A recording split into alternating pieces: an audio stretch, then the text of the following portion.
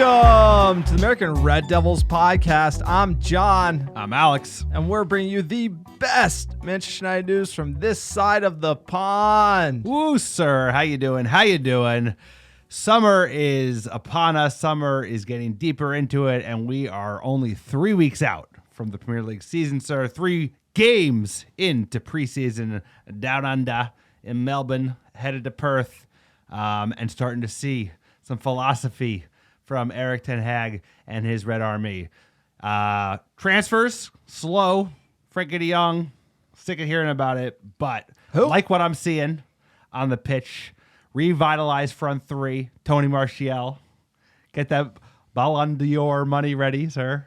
That clause, I think it expired, but he did have a clause in his initial contract when he signed 8 years ago. Can you believe he signed 8 years ago? But either way, how we feeling? How we doing? Mid-July. No holding midfielder yet. We're talking about preseason on the podcast. Manchester United, another 2 big wins. Obviously, the results you have to take with a grain of salt, but what Erik ten Hag is trying to do with what he's got, you'll love to see it. The bald master on this touchline swearing and making these players work. He talked about it, how they're not in shape enough. I think his fitness demands are going to be high. I think his demands of the players in general are going to be high. I think we have found our man. I think what preseason has shown me is that Erik ten Hag has come into the building and it is his team. I think the way he's dealing with the press, he's doing a great job. The way he's dealing with the players, he's doing a great job. Getting the best out of Tony Martial, Rashford, Sancho, Bruno, go down the list. We've had a lot of managers. They haven't gotten a lot out of them. We had 2 last year. We didn't play well. We haven't seen the style that Erik ten Hag is implementing, the high press, win the ball high work rate stuff from Manchester United. It is preseason. But for me, I'm looking at Erik ten Hag. He's in the building. He's running the show. That's what you want to see as a Manchester United fan. It's been a long time before we had somebody who commanded the respect Erik ten Hag is out of the gate. Absolutely right. Showed up day one and said, this is the way I'm going to run it. He has a very clear philosophy. He is an intense lad. That's what they keep talking about. If you ask the players, they've been leaking a different kind of leak. They've been talking to the pressers in an organized fashion. But now Bruno's spoken. Scotty McSauce, he's had his word. De Gea has been talking. Varane's been talking. And they're saying exactly what you're seeing, sir. They're seeing higher standards. He knows exactly what type of club he wants to mold Manchester United back in. And it's very similar to a very discerning man that took over in the 80s named Sir Alex Ferguson. He's got a lot to achieve still. This is early days. We don't want to get too excited, but there's discipline. Talk about a Muppet take here. Sir, I'm just talking about, I'm not saying that he's Sir Alex Ferguson's second coming of, or am I? I'm just saying is that he's taking no bullshit, and we just need that type of manager again. We haven't had that since Mourinho, and many would argue Mourinho was too much of that. You know, he goes sour at a certain point, but I like what he's showing in early days. The guy's all business, no nonsense, and they're starting to actually play some exciting football with the players we have today. Nobody thought we were going to get 10 signings, of course, even though the club could use it. So it's good to see some of these players, especially like a Sancho of the world, starting to show their worth. Exciting times ahead, I'm hoping. No, and that's all valid points. You know, the Sir Alex Ferguson comparison, you've heard it here, full Muppet on the couch. Give me the I got hot nothing. take. I need it. Alex is drinking. Alex is on his second dark ale here in the podcast bunker. It is summer. It is hot in the bunker. We don't have AC. It's affecting the takes. You're already in the Sir Alex Ferguson tier with Erik ten Hag. But, you know, he's doing his part. His part is, this is what we got. I'm going to give you the best of what I got. Now we have to look to the front office. We need bodies. We need to strengthen. This is Manchester United. I don't expect us to win the league next year.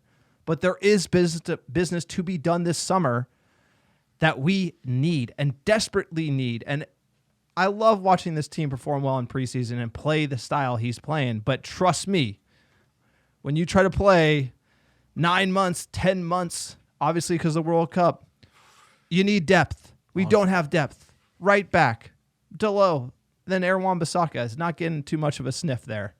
Need cover there. We need attackers. We're going to send Facundo off. I would say we need him. Depth at Manchester United is what we need right now. We don't have that. The front office is stalling. Frankie de Jong, that is playing out in a very interesting manner. A lot of fans saying that we're playing 4D chess. We got it all locked up. I don't know. I mean, nobody knows, but that is a very strange transfer saga. Not a great one for Manchester United. We should be moving on. We should be getting Tielemans if that is the next option on the docket. We need to get another striker. Ronaldo's outstanding. How will he come back? Will he mess up the mojo? There's so much going on at Manchester United this summer. Even if Ten Hag gets an A+, there's clouds circling, and who knows how it's going to turn out, because we're leaving it late in the window. We need reinforcements desperately, and we're kind of leaving, or we could start the season in a vulnerable position, even if Ten Hag is a great manager. I didn't mean to get ahead of myself on the Fergie comparisons. I'm just looking down at the great man, and I got excited. We're finally seeing some players that look like they got a boot up the backside, and that's what a lot of them need. But what you're saying is, there are certain things that are going to be outside of his control, out of Erik Ten Hag's control, one of it being the players that are added to the squad. We got 3 players in. I think they'll all contribute. Some of them might be first-team players sooner rather than later. I'm looking at you, number 12, Tyrell Malacia, showing his worth, and maybe putting Luke. He's meat pie again, sir. He's not impossible. He's not looking as svelte as he looked a couple of years ago. But that being said, he has to take advantage of the tools he has in front of him. These are the players he has. The team needs more additions for sure, and they're thin, but like early days yet. This is going to take many, many years to even be in a position where we can compete against the cities and the Liverpools of the world, unfortunately. But you got to walk, and then you got to crawl first.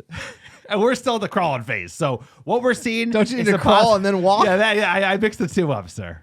But what I'm saying is that this is slow progress, and this is the most promise we've seen from this team since like the high-flying Ole days, which were really just a false dawn. This looks like it's a system that you bring out the first team and you put in a second team, and they seem to play the same way of football, maybe not as well, but there's something building here, and that's exciting because we've had very little to be excited about over the last 12 months.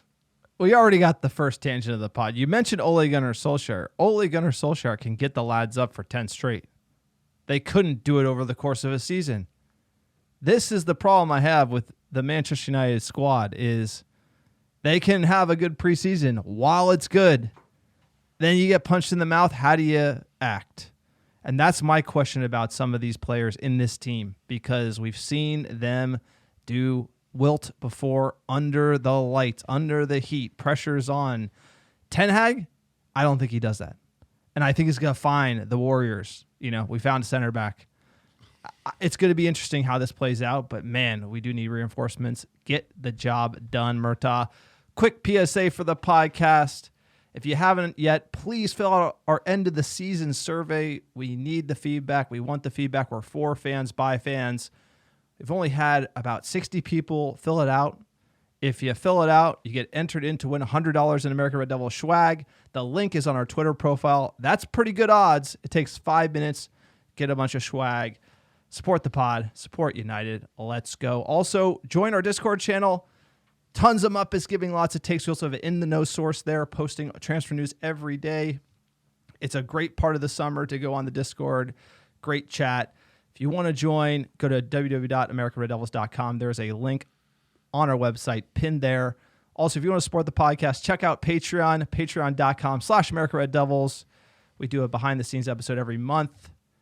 You help support us. We don't have ads on the pod, so we decided to go the direct fan support route. Please check it out and support us. Like I mentioned, we also have a website, AmericanRedDevils.com. Great merch there. Awesome blog content. A great article about Harry Maguire, the captaincy, the saga, everything in between, dissecting it. You'll love to see it. Sir, tell them about iTunes reviews. iTunes reviews or a 5-star review of the American Red Devil podcast, wherever you listen to us, is a great way to support the pod.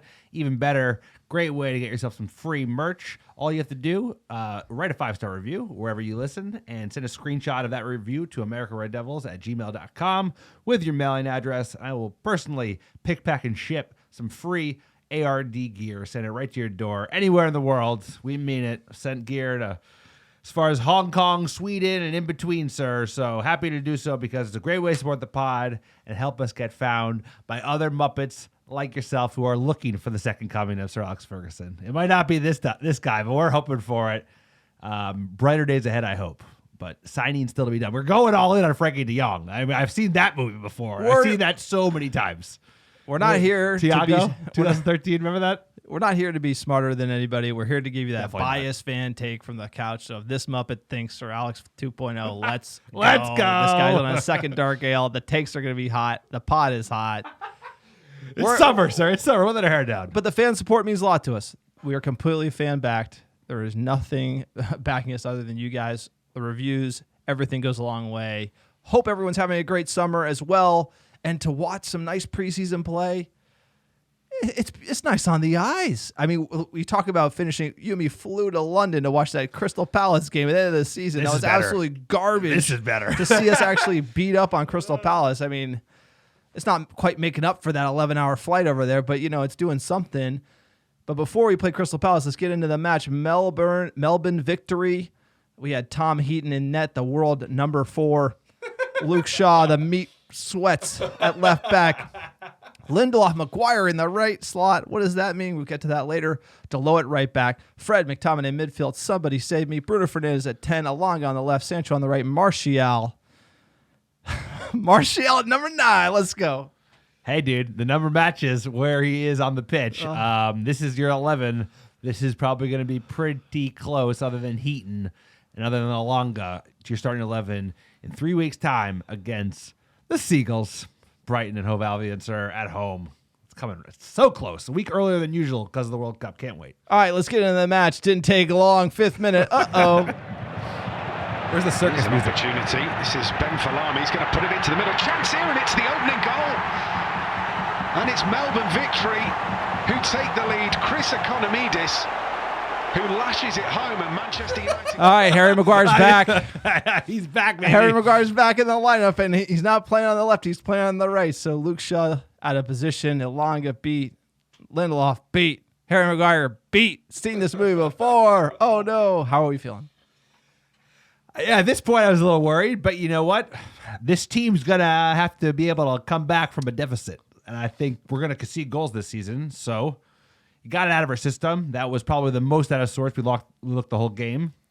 And Maguire still has that in his locker. We're going to get caught out a couple times this season. So thankfully, we have the best goalie in the world, named David De Gea.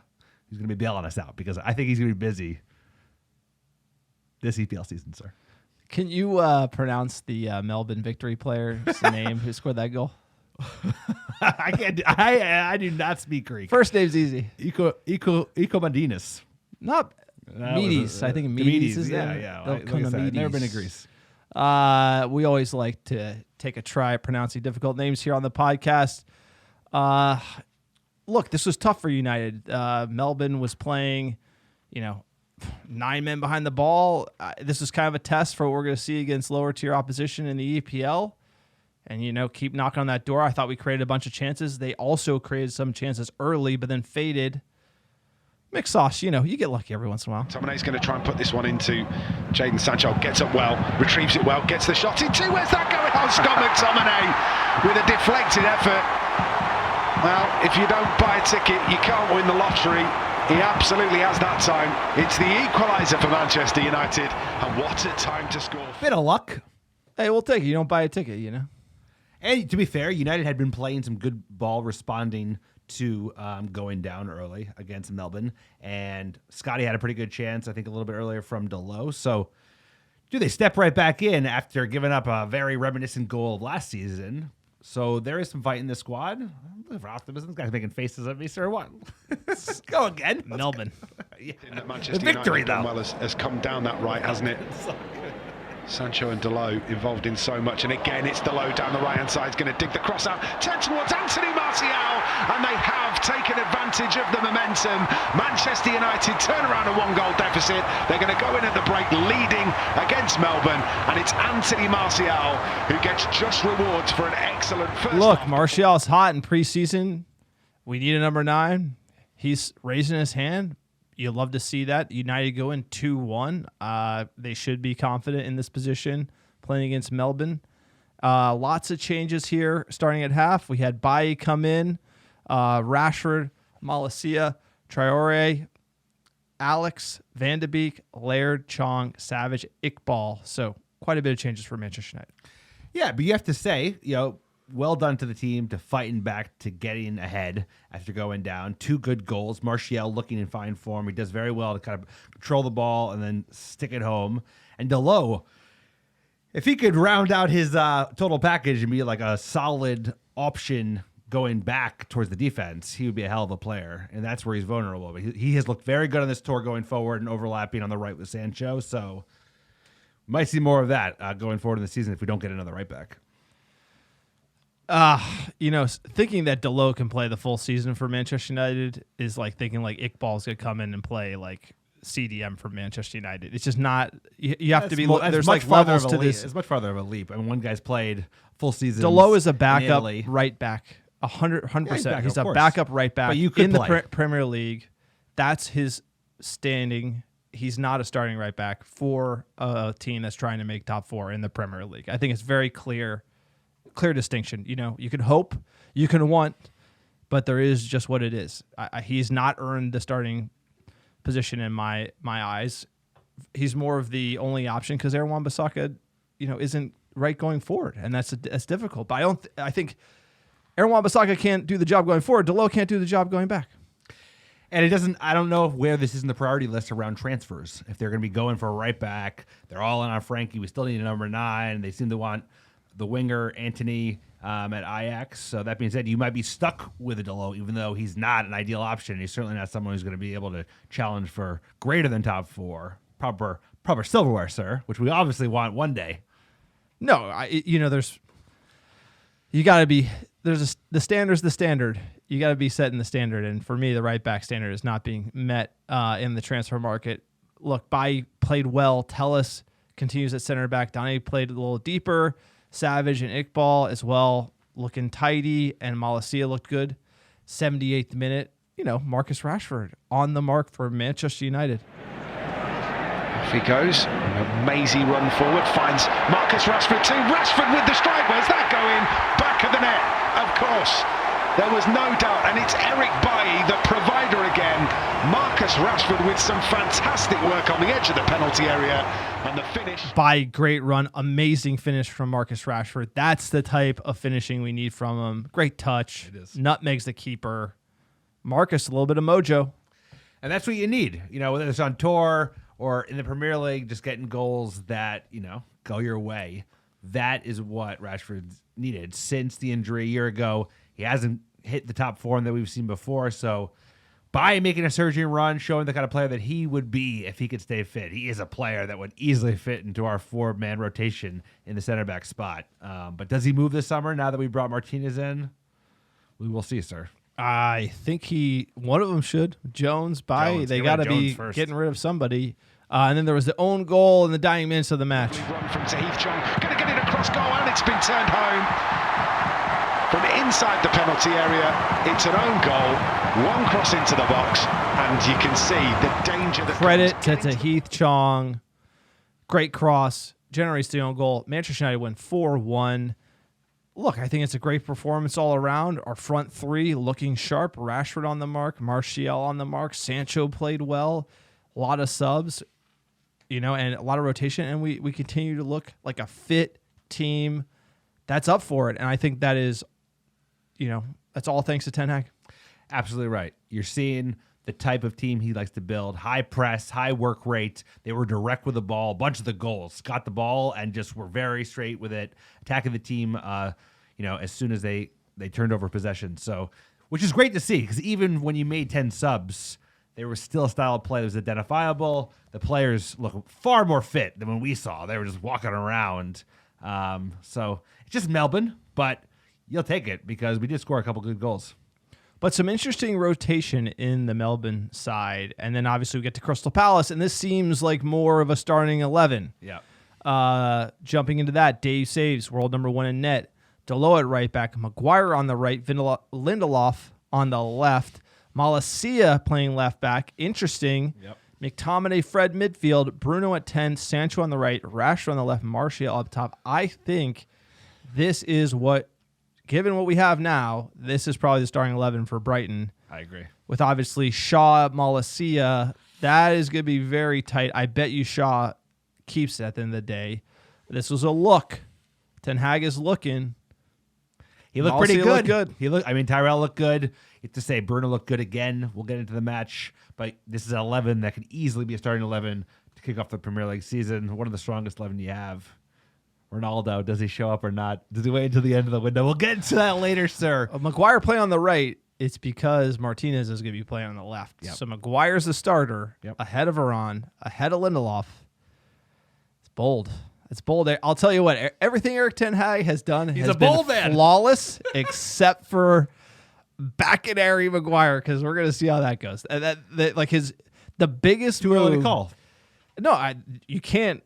It might be like him banking on Maguire might get the best out of him, and it's like the best thing for the team. But if I were watching, I've watched a lot of Manchester United. I've watched every single game. I would not come in and bank on Harry Maguire. Yeah. Speaking of, he was booed by the Australian fans, but that's just, what are you going to do? Maybe they had a few too many dark ales. You want to walk us through the first half? Let's do it, sir. Like you said, Maguire did get booed. He didn't start this game as badly as we started against the previous side, letting up early, but he grew into the game, played pretty well. It was a physical match. It was Palace's B squad, but they did come to play. IU was putting a tackle in left and right, and that was just good to see. It was a higher tempo than some of the earlier games in preseason where it felt friendly. This, not so much. And more nice play, sir. Tyrell Malacia, here we go. 17th minute. Malacia with his right boot. Nice pass. Delo. Martial surely 1-0. Brings it down and finishes with aplomb. He looks razor. Malacia with his right foot, getting it to Delo, and an amazing takedown and finish from Tony Martial. Great team goal. I mean, this is balling out right here. This is team football. I mean, that's right. Like you said, 3 great plays. Tyrell to Diogo to Tony Martial with so much to do, right? In a tight space, controls it so well, puts it home quickly. That is a player playing with confidence. Dude, like you said, a great team goal. Miss good team goals. I guess it gets you excited out of your feet. And I would say there was a bunch of good team goals today, especially the Rashford one comes up in a minute. You want to go through the second half subs? Second half subs. They didn't happen until a little later, sir, because Eric Ten Hag decided to play 66 minutes with this, like you said, likely starting 11. So the only sub at halftime was Donny Van de Beek came on for Scotty McSauce because I think he wanted to switch it up a little bit. Donny played a little bit deeper in today's game, kind of played his role with Fred in the 2. That was good to see. He had his moments. All right, 48th minute, Marcus. Seems to be the early signs. It does, but you're just thinking that with where they are at the moment, have they got the energy to be able to do that? Super touch. Martial brings it down. He finds Sancho. Van der Beek's in here, and so's Martial. Van der Beek, Rashford surely, 2-0. Perfect start to the second half. Some great build-up play, and Marcus Rashford gets his second goal of pre-season, and he really is getting into the goal-scoring groove ahead of the new camp. You have to say, it's a great team goal. Everyone does well unselfishly. Donny picking out Rashford, but also Martial making that run, making a very good run. Sancho finds him. Dude, the connective tissue is building. It's exciting to see. A continuation of the first goal. That is a nice goal, and the third one was also pretty nice. All right, 59th minute. Before you knew it, Martial, Sancho, through on goal.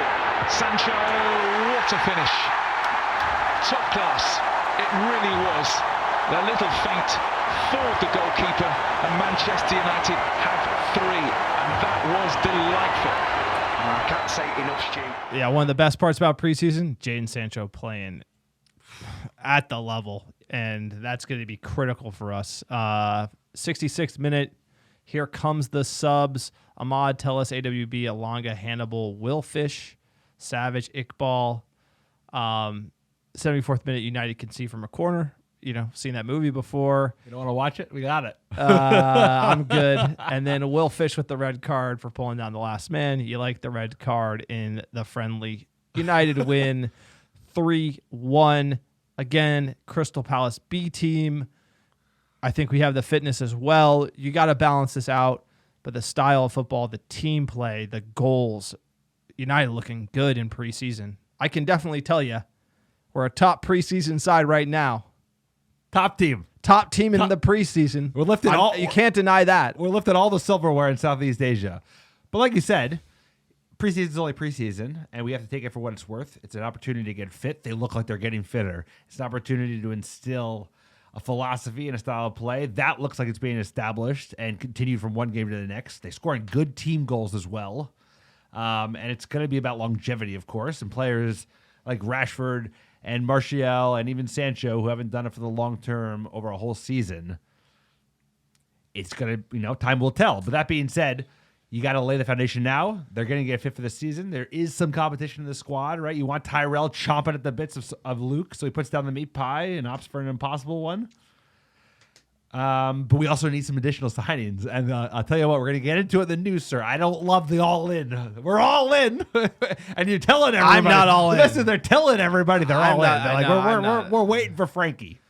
We're waiting for Frankie. I don't like it. Don't make me play the Roy Keane. They're bluffers. Which ones? The quote that Roy Keane said. There's bluffers. They're going to throw him under the bus. Yeah, I hope not. Throw Ole under the bus.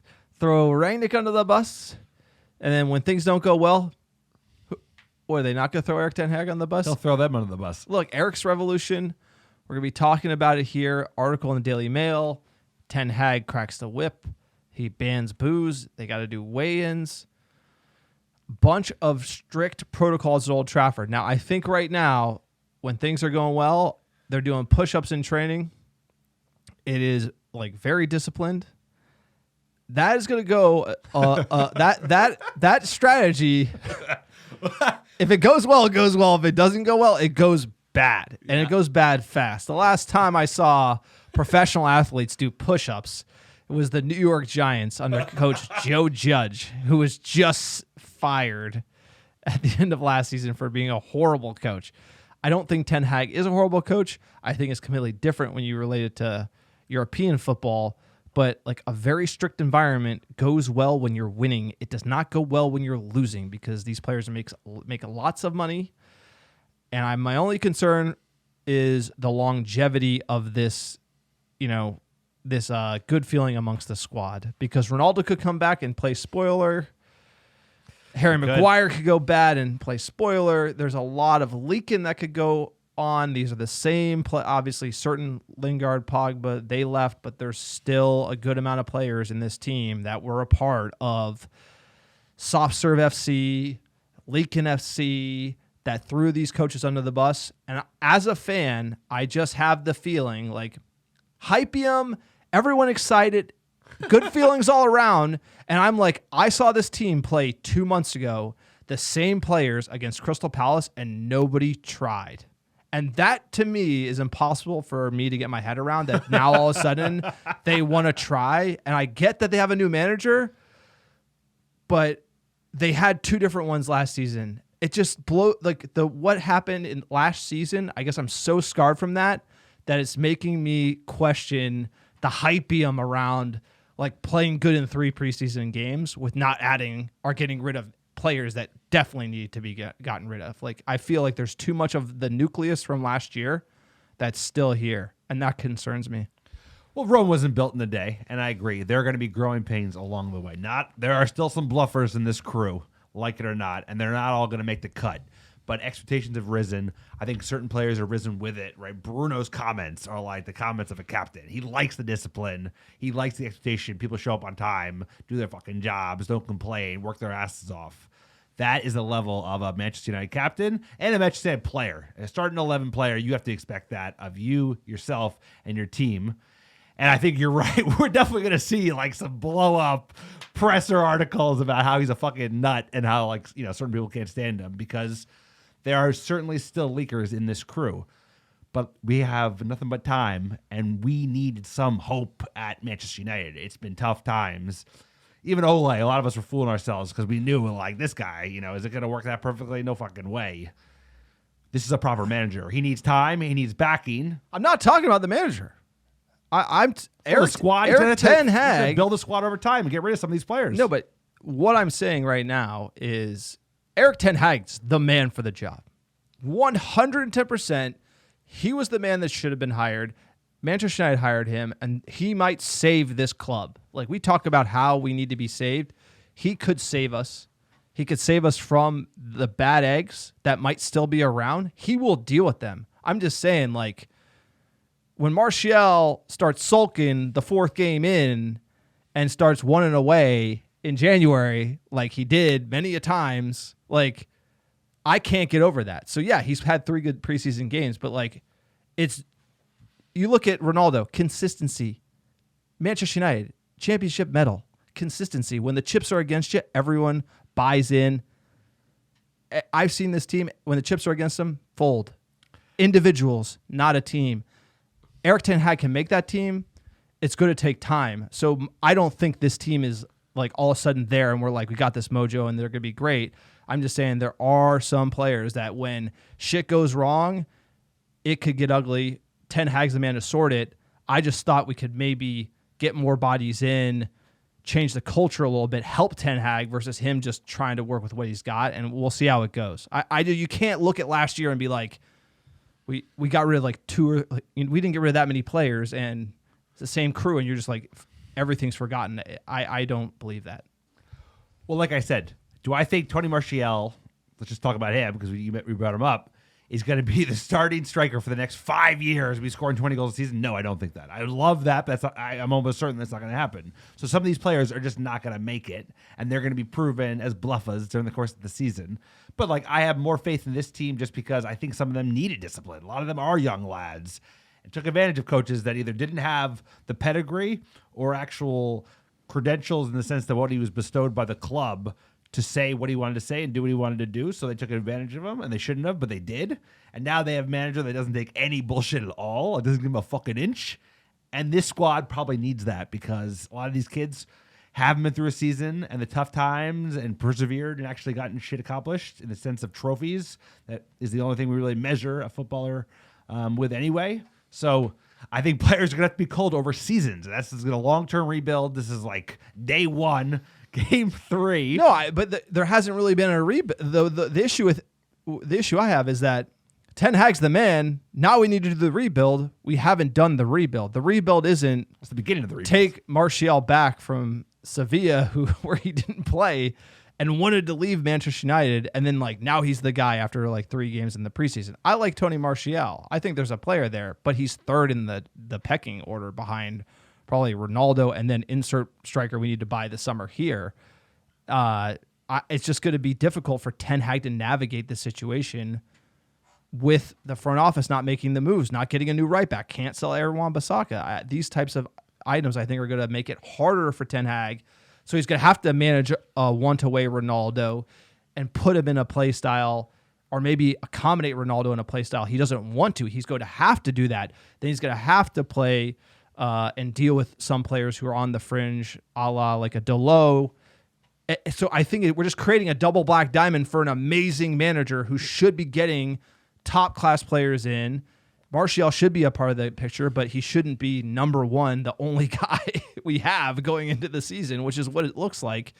And with Richard Arnold saying there's money to spend, where is it? Because now we have to sell a right back to buy a right back. He says there's money there. We can get the players. Now, I'm just saying Ten Hag is the man. Let's get him some bodies to do the job. And I like the players we brought in. They're going to set the tone, but you need 2 or 3 more.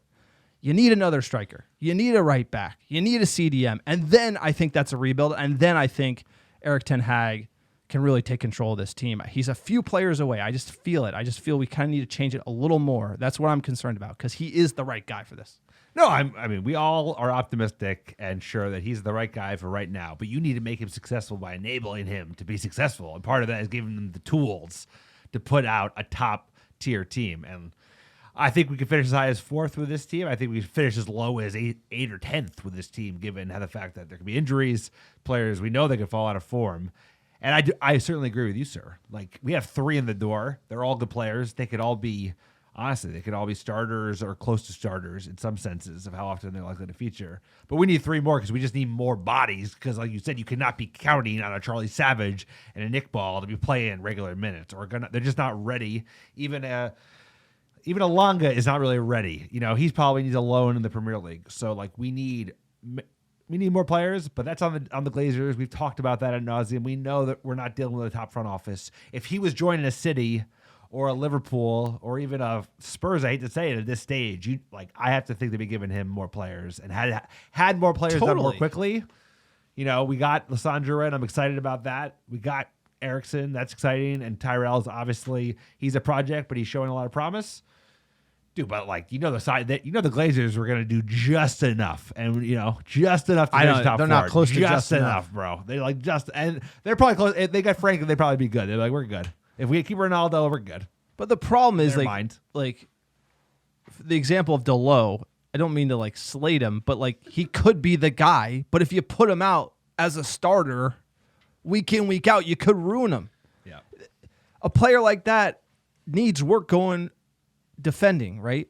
Positionally, you saw Diaz just cut him open. It's obviously preseason, but he's going to be playing against some elite players, and he's probably going to be exposed there. That could damage a young player. Sir Alex Ferguson always talked about it. You need to have the depth chart correct so that Delo could be the guy for the future. You can bring in a veteran who can play that position now. I just feel that balance that the squad needs, we often expose youngsters to the talk of not getting Frankie and then trying to make Savage or Iqbal do it. That's not going to benefit them. No. They need to be playing the EFL Cup away. You have to be very selective to slowly build the confidence for the youngsters. And when you start having to play them, it usually goes against you. And in being able to pick the spots to give them experience and build their confidence over time is the way it's been done by Sir Alex. He was the master at it. It's going to take time, sir. But let's hear a little bit from the man himself, Erik ten Hag. Given lots of interviews, I love how upfront he is. He's tackling every question. I mean, for me, Erik ten Hag, I couldn't be more excited about him being the manager at Manchester United. Friendlies, have you noticed the team really trying to give you that active, proactive approach? I think so. I see they respond well, and as every session they give maximum. And that is also the transfer, what they bring in the game. And I'm not satisfied. I think they have to bring more, but it will not come overnight. And that takes time. What I say, it is a process.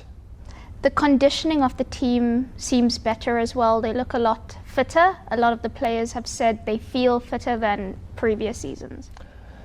I hope, no. The demand is they have to get more fit than they are now.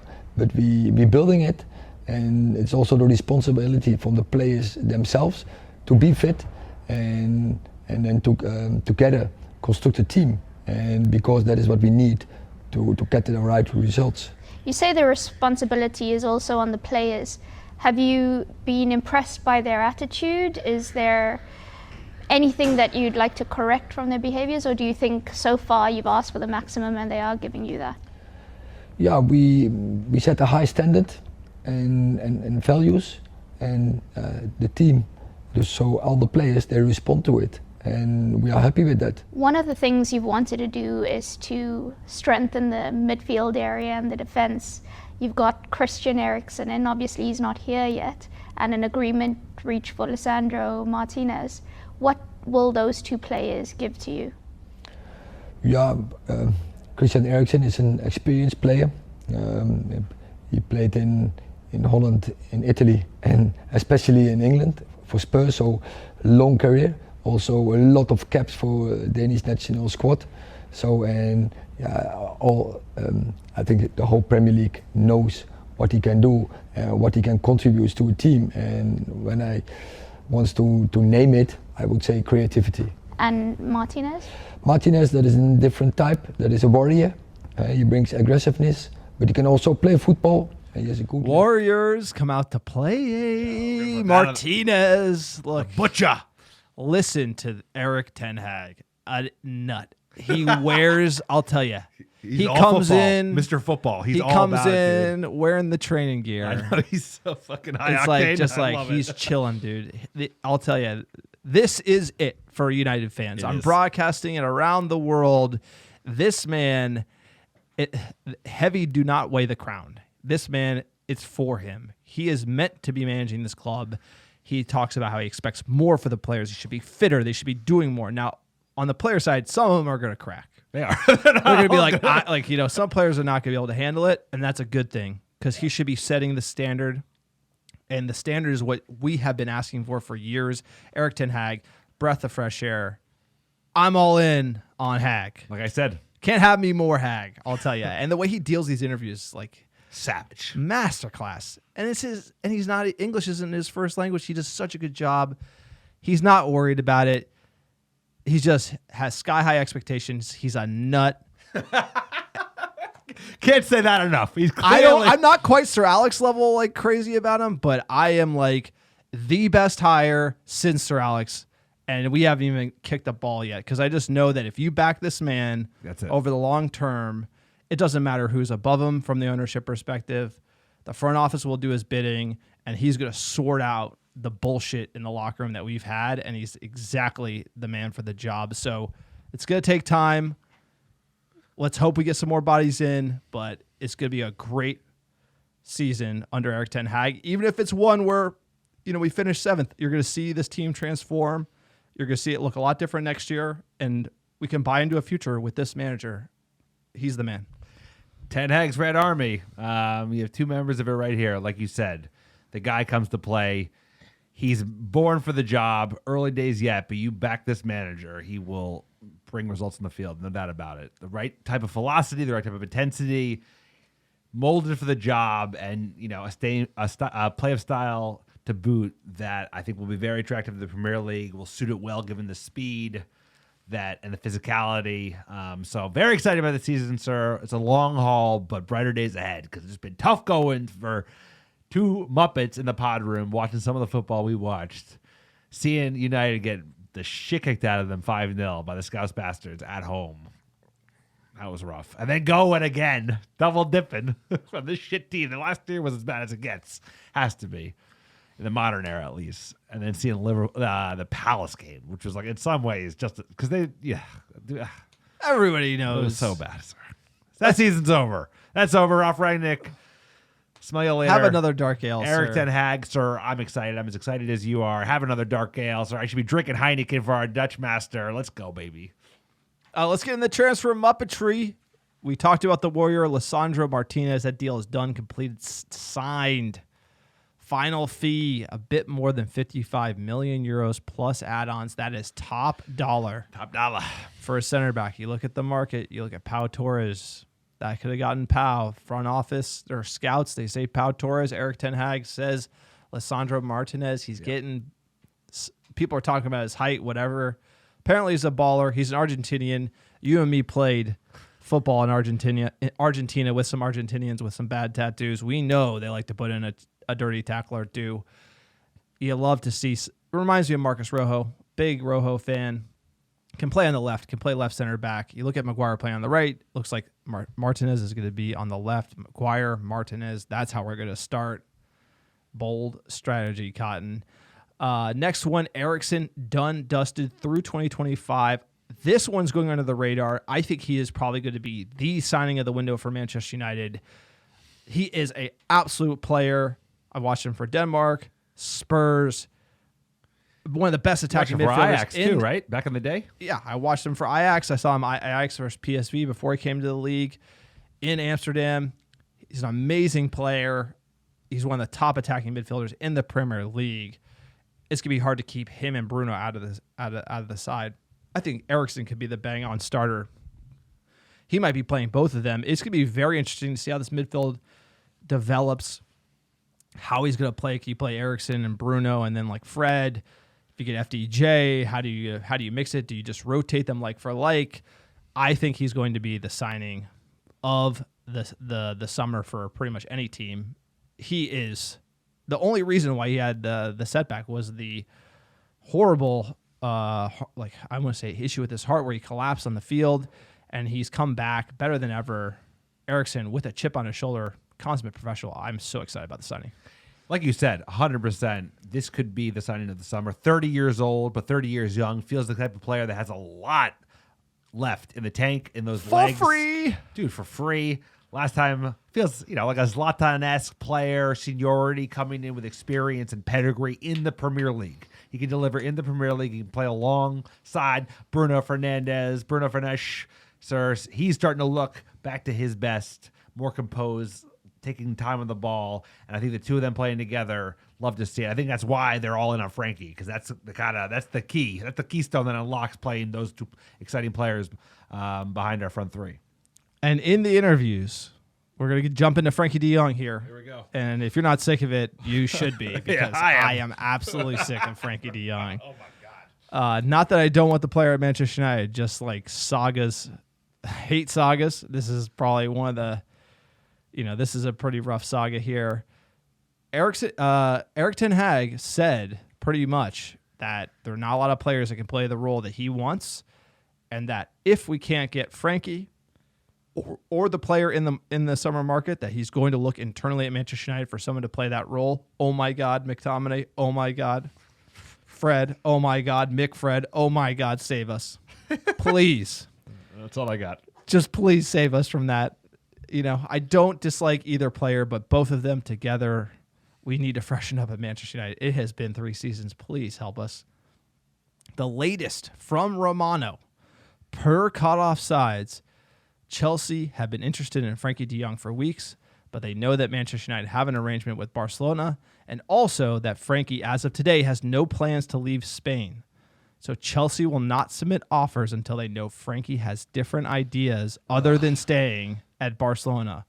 From at Fabrizio Romano, per cutoff sides, they are saying Chelsea are not real because Frankie does not want to leave.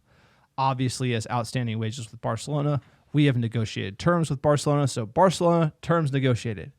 Player, we don't have terms negotiated. His position is, I do not want to leave Barcelona. He went on preseason with Barcelona. He's playing center back. They are trying their best to make him leave. He's playing because they're broke. Yes. That's incredible. They're trying their best to make him leave. How are they buying players? They sold a percentage of their TV rights. They're doing different. What they're doing is very financially irresponsible. So thank God there's a United are fucked financially, but not like gonna go BK fucked. Like might need to sell. Next on Frankie, per Andy Mitten, Manchester United have agreed a fee for de Jong with Barcelona, who have communicated this to the player. He has shown no indication so far he wants to leave, and he's owed money from Barcelona. He is not happy with the way Barcelona have handled the situation. The issue here is he likes Barcelona. He wants to play in Barcelona. His wife lives there. He bought a house, and then he has to consider moving to Manchester. But he doesn't need to leave. He has a contract with Barcelona. Barcelona wants him to leave, but it's up to him. And people think that there's some crazy 4D chess where this is all a conspiracy, and Manchester United are working with Frankie de Jong behind the scenes to get this done. It's weird to have a situation where we have agreed with Barca and not the player. Usually it's the other way around. Usually you agree with the player. Yeah. You get permission from the club to talk to the player. You agree with the player, then you agree with the club. It's usually how it goes. And this one is very strange, where Manchester United, internally, we believe he wants to come. Ten Hag has maybe talked to him. Arnold, Murtaugh, somebody at Manchester United believes that he wants to come to Manchester United, but everything coming out of Spain from his agent and him says he does not want to leave. So it's a very strange transfer situation. Also, you have the Chelsea interest.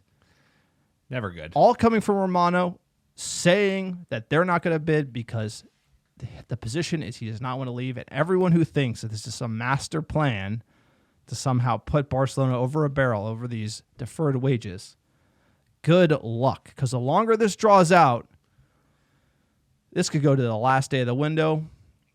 I don't know. All I know is that for everything I just said, Manchester United need a central defensive midfielder, and I don't think we should be anywhere near this because Frankie can leave if he wants. Barcelona wants him to leave, and for some reason he's not. So Tielemans, Neves, we need somebody. We should get somebody. But apparently Ten Hag doesn't want any of the backups. He only wants Frankie, and this is what we are destined to follow the rest of the window. It's dicey. This is a tough one. I don't like it because we don't have backup options. Pogba left. Matic left. We need bodies This concerns me that we were this exposed in this position on this player. I like Frankie. I love him to come. If he ends up coming, I will be very happy. It just seems too risky to watch McFred for another year. That might be exactly what you get. McFred might be exactly what every United fan didn't hope for, but this is a complicated situation, unlike one that we've seen before, because like you said, it's always you just agree with the player, and then you're haggling with a team, with the other club for days, weeks, months, right? We saw with Pogba back in the day. We saw that with Maguire. We saw that with Sancho over 2 windows. And that was done relatively easily. And that even dragged. Then all of a sudden you have a situation where a player is owed a tremendous amount of deferred wages because he did the right thing for the club and actually took an elective wage cut to help Barcelona during COVID. And they are showing their true colors, so they don't want to pay him $1 of it, apparently. And we're just kind of left in the lurch, holding the bag, saying, hey, we got $85 million if you want it, but you have to pay Frankie de Jong out first. You're going all in on that signing. I think you're in a position where you don't have enough players anyway. Maybe that's why we moved for Lisandro Martinez, A, to get in front of Arsenal, but B, he can do a pinch of a job.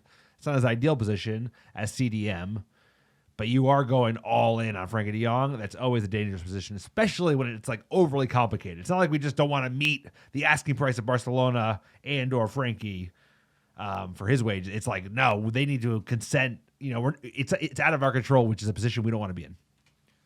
Yeah, and so the positions by the Muppets are 40 chess. He wants to come. He's just playing coy with Barca because he wants to get the full wage payout, which is possible. And then there's just the United or numpties, and we really want Frankie, and he doesn't know if he wants to come, but we're all in on him, and that's just how it's going to go, and it's just basically a coin flip. All I know is that terms are agreed. Barcelona wants him to leave, and he won't. That is pretty clear to me. Like, there hasn't been more news.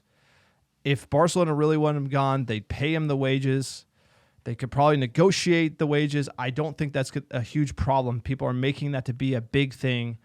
I really think that Barcelona is trying to get him to go, and he is saying no for whatever reason. Look, I hope he comes to United. Let's hope it all works out. But the longer this draws out, I think the odds are going down that we're going to get him. Without a doubt.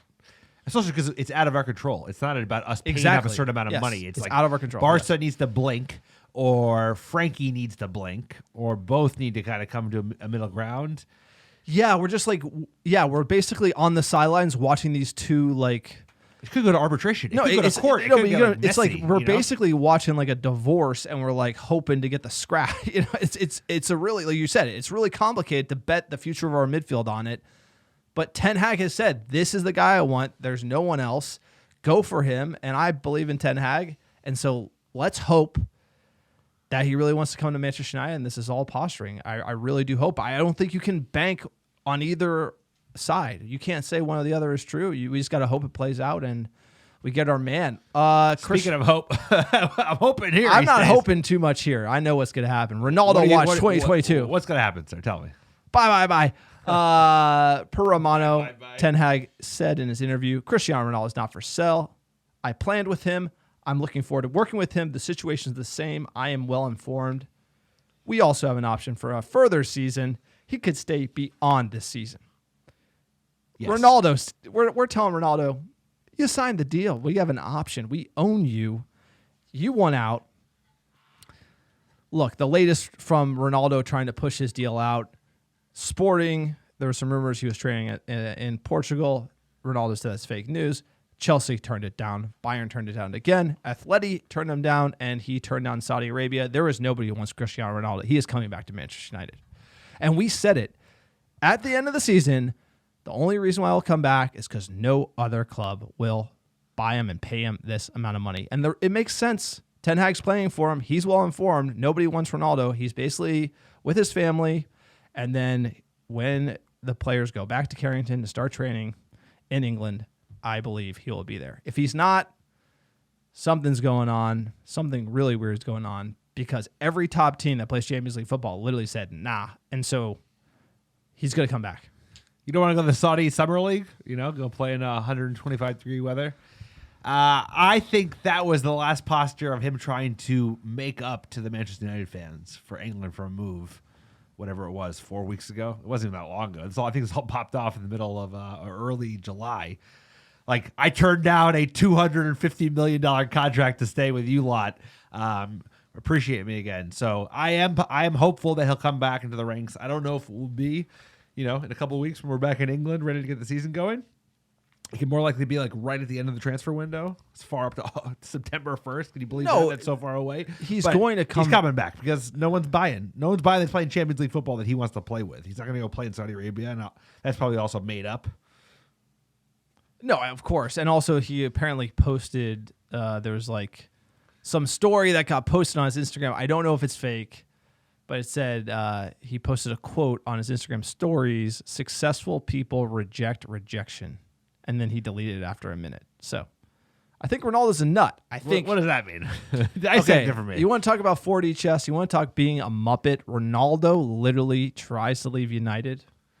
Nobody wants him. Pissed off Ronaldo comes back to United. Scores 35 goals. He has to be the captain. He should be the captain. I agree. I totally agree. He has to be the captain. You got to take it off Maguire if he comes back. You can't have Harry Maguire be the captain. I could. I mean, we know where I stand on this. We were yelling out for this months into the season when it would probably make the team just because you have to appease the planet-sized ego. Like the James Webb Telescope is literally like zooming in on the ego of Ronaldo, and like another solar system is so huge. It's like you got to give him the armband. It's like you have to give it to him because he's a nut, and it's like. Look, I hope he negotiates that. I hope he says you got to make me captain, and that's what changes it because there's a player in Maguire, but he shouldn't be Manchester United captain at the end of the day. The only thing I'm going to say about Maguire is I actually wish him well on the pitch, and I have slated him pretty good here on this podcast. You've laid into him. The reason why he gets the boos, the reason why he gets the slating, it's because of the off the field stuff. It's because of his numpty attitude. The interviews. We're having the worst season in a decade, and he's sharing highlight reels. We're losing games, and he's sharing highlight reels of how he's good on social media. That was bad. Giving interviews about he can't be bad because 2 coaches are starting him. He's the captain. Get a clue, and maybe he needs to learn. Maybe we got to get a captain advisor. What was that? The firm that's coming in, the consultancy has to advise him to act like you take this seriously, But I think he gets it because of his off the field. So being a bad captain off the field for Manchester United, you're going to get the criticism's 5x, and you don't perform. It's going to be rough. He's in hot water. Bold move for Ten Hag backing him. That is a bold. The only thing I think he got wrong, and actually I don't think it matters from Ten Hag's perspective. First of all, it's way too early. It's way too early to say definitively it's wrong because you can't make a call yet. You can't. I've watched a lot of Harry Maguire. He played well yesterday. He played better than he played at probably any point last season. He had a good preseason game. I agree. Yes, he played one good preseason game after playing. You can't call it a loss. It's too early to call it a loss. I'm not even saying it's the right choice, but you definitely cannot call it a loss at the 3rd game of preseason. No, I'm not. I'm saying, given what you know about him off the field, that you would back him to be the captain. It's the interviews. Bruno is the man to be. Bruno can handle the cameras. He knows what to say. That's all I'm saying. It's to me, it's being captain of Manchester United is the off the field stuff, not necessarily on the field, right? And you got to have both. Bruno, I think, is the man. So it's a bold decision to stick with him. I think it's a big confidence boost for Maguire, and I hope that he plays well, but of all the things Ten Hag has done, that is one where I'm like, ugh. It probably would have been worse to take it away from him. Right? It probably would have hurt the team worse. To hurt the morale, status quo. You're damaging the guy's ego in a big way. You're going after the English contingent as well. I think you just you don't rock the boat. Give it a go. He's got to stay in the starting 11, which is not a guarantee, right? We saw how well Varane and Lindelof played. I mean, Varane, he's like, seems like he's That's gone down probably how injured. he's thinking. If He's gotta it's earn it. probably how he's thinking about it. Is basically like, if I'm going to start him, and if he flounders, then Right, he's like not the Bruno's captain. not getting Yeah, dropped. exactly. De Gea's not getting dropped. If Ronaldo's around, he ain't getting dropped. So it's like, but Maguire might get dropped. Because there, we'd actually, all of a sudden, Yeah, but you're talking about the assuming captain of Varane- Manchester United getting dropped. Sir, I'm not saying he should be the captain. I know he shouldn't, but like, you also don't make that change this early. You don't want to rock the boat that quickly, I think. I didn't boo Maguire for the record when we were at Crystal Palace, but I he don't didn't boo- play I well, don't and he boo didn't Manchester United necessarily players like. ever. You He don't do didn't that. play well, and he wasn't one of the top players like clapping us up after the last game of the season in the away section. I'll definitely tell you, like he was like, "I'm good, I'm out of here." Again, not captain material. Bruno was like crying; he was so embarrassed that we lost that game. Fan questions at Brian D. Burbrink. Quote, assuming we have a competent board focused on football driving revenue instead of commercial driving revenue, how would the transfer policy change? Would United take a different approach to FDJ and other targets? It's a great question. It really is. I have to imagine this does seem to be like Eric's show now. I would say in the past for sure, dude. Like I think that motivated the Pogba transfer. I think it motivated a lot of the the Sanchez's of the world, even the Maguire, like selling all English milk, But this seems to be Eric's approach. This is the players that he wants. He's a football lad. That's his approach. He's all about the performance on the pitch and the type of leadership and mentality that these players bring. I would say normally, like the whole Frankie saga and he being a big name sounds like something that a United Woodward would do, but this does seem to be Eric's ship that he's driving like on a one-way ticket to Barcelona. Yeah, if football was driving revenue, you would have a radically different front office. You could have Edwin van der Sar as the CEO. You probably have Paul Mitchell as the director of football, or somebody with a lot of experience in the director of football role. And they would be able to probably push back on this Frankie de Jong saga with Erik ten Hag, find another like tier B option, and then say, hey, we'll go for him proper next year. Like, let Frankie and Barcelona sort out all this salary nonsense.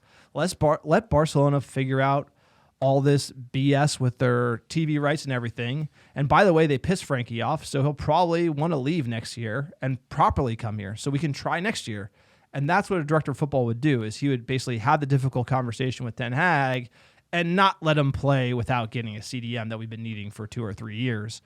That's where I think the approach might be different versus just saying Murtaugh's having beers with fans and Arnold's having beers with fans, Murtaugh's running around, learning on the job, and we're just doing whatever Ten Hag wants, which at the end of the day, over the long term, probably will get us there. But having that world-class front office might make it less of a bumpy ride, if you will. Well, that's what you're getting. It's his show because we don't have a competent front office. He is your front office. Yeah. So that way, that similarity to Ferguson is true because it was his show. He was picking the players. It was his team. That's what we're going to get, for better or for worse. And but not having a CDM, losing, it's not signing Tielemans for 25 is a bad deal. Could we get him for 25? Lester take us to the fucking No, cleaners. he only has 1 year left, I believe. If you right. sign him for 20 something, and then you get Frankie, great. You don't, and then you still have Tielemans, and then if he works out, great. If not, we just needed a body, and that's where the director of football comes in, is the depth.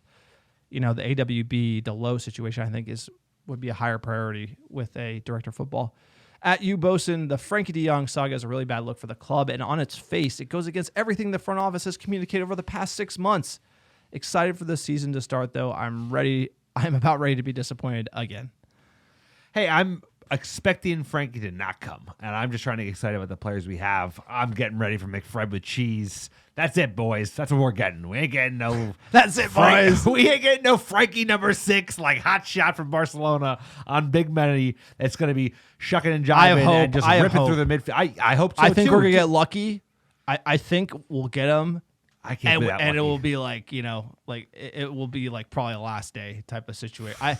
I think Eriksson was lucky. That was a big transfer, big pickup. Big, At dude, 30 that was free, dude. That's a good business. transfer. Premier League proven. Big upgrade on Pogba, right? You have to say, Big.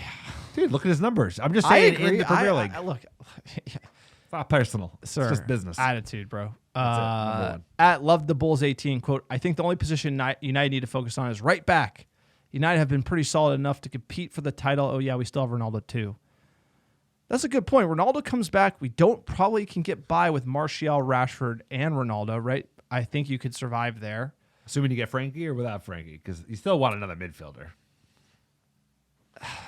Tielemans for 25 just feels like you take him anyway, even with Frankie. The season's long. We have the questions freaking about World right Cup. back. I agree with the CDM, but I'm just saying, Yeah. Dalot's good. Dalot is getting better going forward. Defending is the problem, and as a right back, starting at Manchester United in the Premier League, like Luke Shaw can do it on the left, like, and even then, him and Harry together has been like a liability. But let's hope Martinez like sorts that out. Now you're gonna have Harry Dalot on the right, like, you know, attackers are gonna be looking at that being like, let's go. You know, you're gonna play against certain teams that are gonna look at those two and being like, we're gonna turn them and burn them, and they will. And you look at the pace we're playing right now, it's the level when you get to the real season, like 4 or 5 games in, Harry Maguire's slow. And that's what you say about, I mean, AWB's got a lot of limitations, but the boy can put in a tackle and he can get back because he's got pace. Dalot is not as fast tracking back, and obviously probably isn't as good of a tackler. So it's going to put a lot of pressure on that high line. It's going to put a lot of pressure on Harry Maguire or whoever plays in that right center back position. Could be someone else. Could be Varane. Sure, we'll see. It's going to be a great season. I can't wait. I am excited for the season. I'm not expecting Big Frankie. Big Frankie from Barca. I don't think so. Big Frankie from Barca. Let's go. Big I Frankie. don't think it's happening, bro. 18 million euros. That's a lot. Speaking of Frankie, at Fairway Freddy, quote, "Hi, sirs. I'm worried that all of our rivals have improved. Our star players rejecting us. Our new star can't free himself from Barca, and we are excited by a manager's potty mouth. We are doomed. Oh, by the way, will the U.S. win the World Cup? Question mark. So, first of all, I don't think we're as doomed as you suggest. I think it'll all come together in some fashion. We'll get some players. Ronaldo will come back, and then we'll see on Frankie. Let's just kind of like see how it plays out. And will the U.S. win the World Cup? Pulisic came out and said we would. I think this team is sneaky good. This team is sneaky. I think this team can do a semifinal run in the World Cup, honestly. I really do. They're the best team we've ever had. The coach is questionable, very questionable. But I just do think that when it comes down to it, the players are going to run the show. Best team we ever had, but we finished below Canada. I agree the squad is definitely the best we've ever had, but do we know it from Manchester United? You need a top manager, and we don't have a top manager. We are far from it. As I said, gonna need a bigger boat. Gonna need a better I think manager. they'll succeed despite the manager. No, I think they could get out of the You group. know. You have to get out of the group first before you get to the semifinals. But like, we need a much better manager than Heffheifer, Bergheifer. That guy, that guy could not manage for shit. I'll tell you that. You watch the 3 games of Eric Ten Hag. You brought him in, we'd be competing. No, absolutely. If you brought Eric Ten Hag into the U.S. national team, they would fucking rock shit because they all want to work hard. They all, like, if they got him super fit, that would be exactly what you want out of the United States. We're getting on a tangent on the USA, so that's for another No, we're pod. going, though. I can't wait. This could be great. At Country Esquire, quote, "The Frankie de Jong situation is all about posturing for the $17 million in deferred and trying to bilk United out of some more money. I agree with the front office line about not overpaying. It sets a bad precedent, and I want my club being sharks in the market, not profligates. As far as FDJ goes, I don't think that United, I think the money has to come from the Barca side for the wages for tax purposes. I don't know if they're asking us to pay it. I think it's more of a Frankie and Barca negotiation, actually. That is the situation. I do agree that could be the delay. We haven't heard anything. We shall see. I'm not ruling that out, that he will sort the wages and then immediately move to Manchester United, but something tells me there's more to it than that. Something tells me that Frankie he's trying to see if there's a way he can stay. And Barcelona might be thinking about a different way they could sell off a limb or a kidney to get him to stay. Next tweet, he says, "I fully recognize Ronaldo's unique talent, but the team plays tight and disjointed with him in the lineup. They are confident and smooth without him. What does Eric Ten Hag do with the starting 11 when he can't offload CR7 and the man refuses to train?" That's a great question. Well, that's gonna be the thing. If he does come back, under what mood and under what under what context? How much is he willing to train? How many games is he actually going to play for the team? Is he going to play in Europa League, something he's never done before? So that is remains to be seen. But we need the depth, and we don't have a proven goal scorer in the Premier League. Martial had 1 year. I'd love to see him doing it consistently. And you know what? As a number 2 to Ronaldo, that's a great place to be. He'll learn from the best. But I think at the moment, that's all we got. Because they ain't going and splashing $100 million on Devin Nunes or even on a $40 million workman striker. So it's like we stuck with Ronaldo. So that's the way it is. And I want to be kind of optimistic about what he can contribute to this team. But I agree, it's going to be a little bit different. But Eric sounds optimistic about fitting him into the squad and making it work. Yeah, that's what I just defer to Eric Ten Hag, and Eric Ten Hag says, Ronaldo gives us goals. He wants to find a way to work him in the team. Also, look at the way we've been playing. Look at the service into the box. Yeah. Ronaldo is going to be finishing a lot of those goals, and the way we're playing against Ten Hag is exciting for that reason. The service, the quick crossing, I really think Ronaldo could benefit from that. Nobody can head the ball better than him. And I can see Ten Hag being able to figure it out. Even older Ronaldo, we can see him figuring it out. I believe in Ten Hag. 100%. And I believe in Ronaldo. He's a consistent goal scorer. Scored 24 goals in a absolute shit team. So what can you do in a top 4 team, sir? I can't wait to see it. Last time we won the title, RVP had 30. I think Rooney had 12 or 14. Chicharito had, I think, 10. And then Danny Welbeck had 2. Think of the strikers. You win a title. That is deep at the striker position. You're going to have Ronaldo, Martial. You need 4. I mean, think about That's what I'm treble. saying is think of how deep that was. I mean, Danny Welbeck didn't do anything, but you still need him around. And he scored some goals. Exactly. Scored but 5 goals. You need that big-time goal scorer, Ronaldo, 25. Then you're going to need Martial, 15. Rashford, 10. Sancho, 8. Bruno, 10. You could do it. Right. Ronaldo's got to be who's going to score 25? Probably Ronaldo of those players, and it could be done. That could be a top 4 attack right there. We just went down the list. Without him, it's going to be a lot of people having seasons out of Martial's going to have to go back to that 20 level.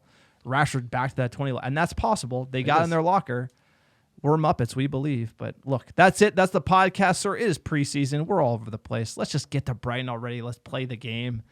What a preseason. I'm absolutely sweating here in the bunker. If you like the America Red Devils, we are for fans, by fans. Support the podcast. Check out our website, AmericaRedDevils.com.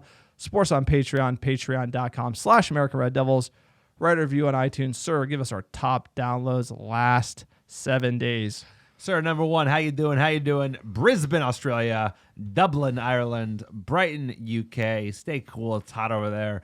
Columbia, Tennessee. Ajax, Canada. Woodway. Ajax Canada. Let's go. Let's go, baby. They're listening in. Woodway, Texas. Cedar Grove, New Jersey. Lakewood, Ohio. Fountain Hills, Arizona. And last but not least, Stony Creek, Canada. Sir, appreciate all the America Devils listening week in, week out. We could not do it without you. Preseason's hot and heavy. We got another game on Saturday against Stevie G's Aston Villa. Let's beat them up. And we'll see you next time, sir. Hopefully we get some signings in, a.k.a. Big Frankie from down the block. New podcast next week. We'll keep doing it on Wednesday. Everyone, hope you're having a great summer. Enjoy. We'll leave you with United Calypso.